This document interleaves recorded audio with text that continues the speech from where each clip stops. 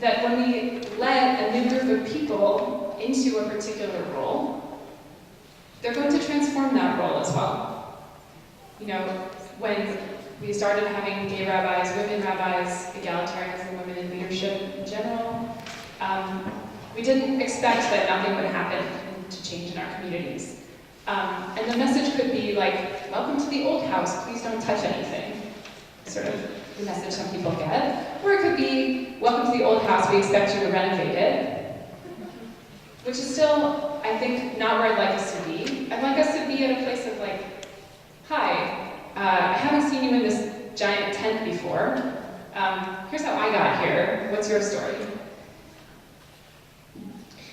It's important here to think about stereotypes and where you might have a hard time seeing someone as fully Jewish or equally Jewish as you. Many people, myself included, have a really hard time with Messianic Jews. That's Christians who take on Jewish practice and believe in Yeshua or Jesus as the Messiah, which to me seems like pretty exclusive of Jewish identity, but to them, they're for sure Jews. A little closer to home, maybe more controversial, there's really large numbers of adopted and converted children in the American Jewish community who aren't white. And many people in the community are covertly or overtly uncomfortable because this isn't what the Jewish community looks like. And that's not just straight up skin color racism. That's like a deep feeling of like white Ashkenazi Jews are the normal Jews. And I think for myself at least, you know, it wasn't until I was a teenager that I met Jews who weren't white Ashkenazi Jews. So we can be forgiven for having these prejudices, but it does need to be looked at. So I'm going to ask a question. I'd like to have like one voice from the audience. What's your earliest memory of being Jewish? Great, volunteer. I just want to hear about how somebody learned they were Jewish, how they knew or felt it when they were young. Right there, in black jacket. Well, I went to public school in the first grade. In the middle of the first grade, my parents took me to yeshiva, and they did because of the newspaper Christmas trees that were out. Wow. And do you remember what they said or what they did? So all of a sudden I was in high school. Did you have any like personal feelings on it? Okay.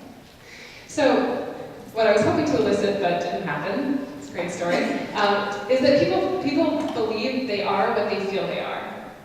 It's kind of tautological. And I'm sorry that I don't have a better way of putting it than that. But it's very hard to argue someone out of an individual identity that they really carry in their heart and in their kishkas and their guts. If they grew up Jewish in any context, Reform, Reconstructionist, secular, communist, I have friends who grew up in like Jewish, secular, communist circles, it won't work to tell them they're not Jewish. I think people know this already. Whether they share a status, a group identity, as Rabbi Tucker explained, is different. That's acceptance by the group, and often by leaders of the group or like a behind-the-scenes tastemaker of the group. This is the sticky piece where we're talking today. And this is exactly the place where mixed heritage people get really frustrated about wanting that we don't want to have to join where we're already a member. So another challenge is that our idea of like our life stories and our backstories has changed. It used to be that the sort of pastoral advice to someone who is undergoing, who is leading someone through conversion, is that we don't tell a convert that they once ate pork. We don't mention that someone is a convert. And that's seen as a respectful way to honor their choice. But that's not how we think about identity now. Now we have a rhetoric of bringing our whole selves, bringing our whole lives to whatever setting we're in. The Jewish journey is something that many people have talked about, whether they're in a leadership program or rabbinical school. This is what it means to bring everything that you have to your current life. And I think it's not that that was a lie back then, that people didn't bring their whole selves. It's just that's what we value now, kind of our whole lives. And we also privilege diversity, which is always going to be balanced with wanting to have some kind of like integrity or core to our Jewish life and our Jewish lifestyle.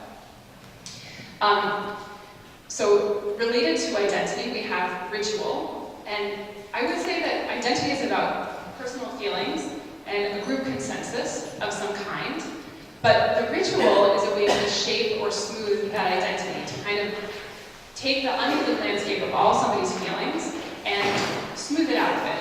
Like, if your parents are both Jews and the Jews think you're a Jew, you can be ignorant, you can be lapsed, you can be Buddhist, you can be chazer-fressing, pork-eating, whatever. You have to really go far, as Ethan said, to convert to another religion for American Jews to think you're not a Jew.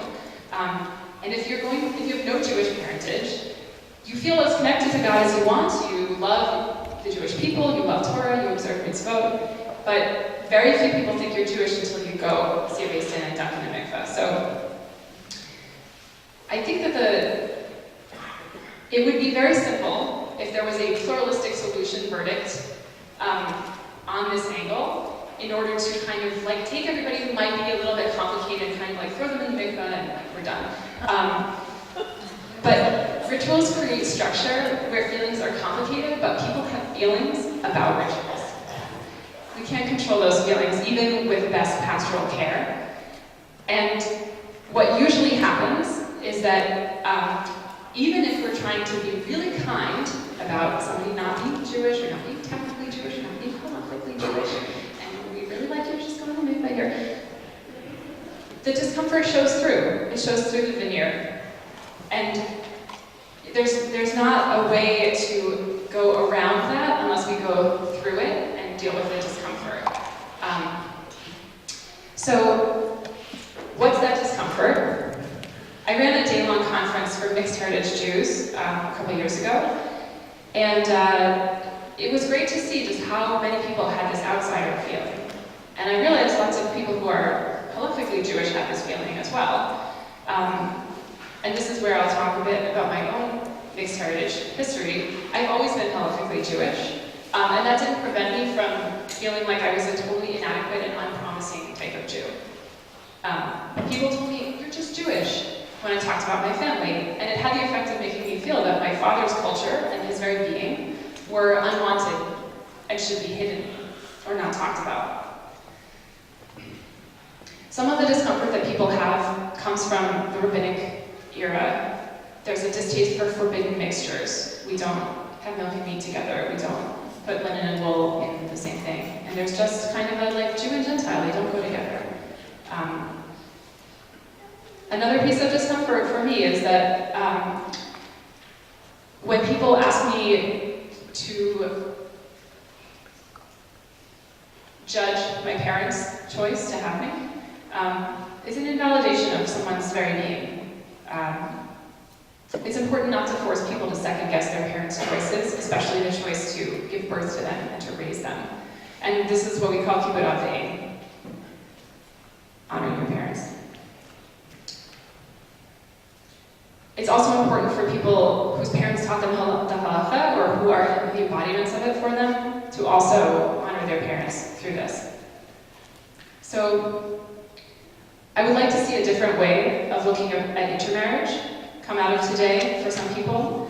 I would like to see a rich and meaningful Jewish community that all kinds of people can be at home in and can be out as their full selves in. And I think that where Dr. Pauser started is a great place for me to end.